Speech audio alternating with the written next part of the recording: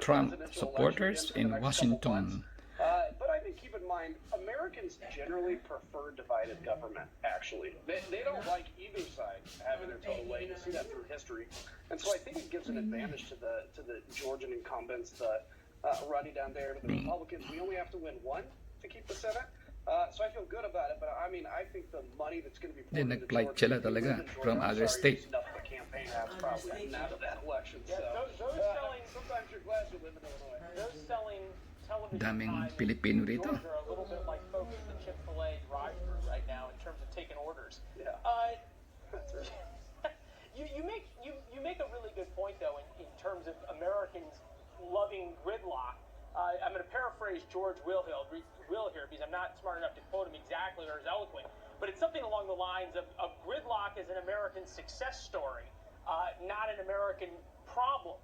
But I'm looking now at one of the comments from Sonny Perdue, who is the candidate, incumbent senator down in Georgia, who missed winning his seat outright in this last election by just a few thousand of a percentage points.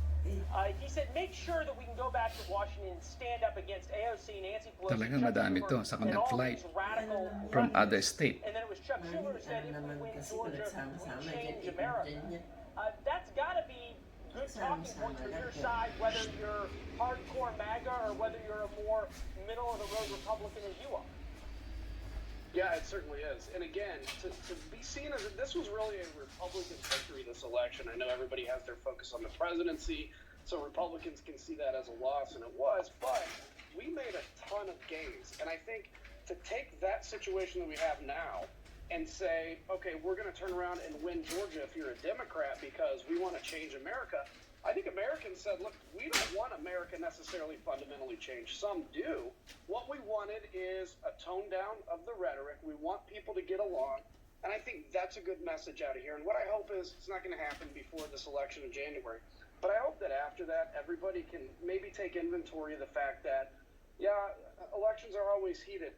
But we ultimately, a lot of us are going to be here for a long time, we hope. And we have to own the country that we make today. And we've taught our kids, unfortunately, that the best way to succeed in politics is to yell and be divisive and try to get followers on Twitter and not to actually go have grown-up adult discussions. And that's what we have to take inventory of as we teach that next generation to basically take the torch of a country we're going to have to live in still. Congressman, what do you expect? This is Jillian Turner.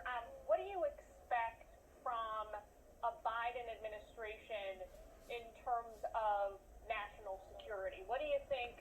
I know that you're not supportive of a lot of the president-elect's policies, but